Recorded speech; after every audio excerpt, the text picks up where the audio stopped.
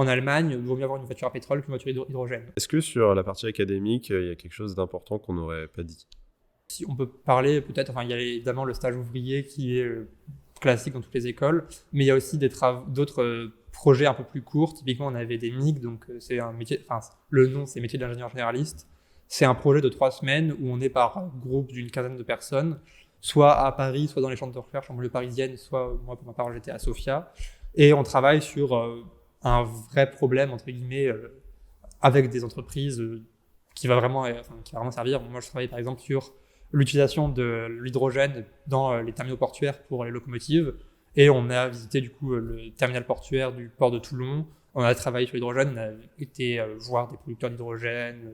On allait à Elion, qui est une filiale de Alstom, qui construit des locomotives hydrogène, etc., pour voir comment ça se passe, ce qu'ils font. Et après, on travaille en groupe dessus, donc pour étudier les problèmes que ça pose, trouver potentiellement des solutions, voir économiquement si c'est rentable ou pas, écologiquement si c'est intéressant. Et alors? C'est pas très intéressant économiquement. Écologiquement, c'est pas mal, mais les rendements sont pas très bons non plus. Ce qui est intéressant, c'est que c'est très compact, mais le rendement global de la chaîne de production à consommation, c'est en moyenne de 25%, ça dépend des technologies, etc. 25. 25%. Ouais, Ce qui fait que, pour nous, là, en France, l'énergie est décarbonée parce qu'elle est produite par les centrales nucléaires, c'est pas gênant. En Allemagne, il vaut mieux avoir une voiture à pétrole qu'une voiture hydrogène.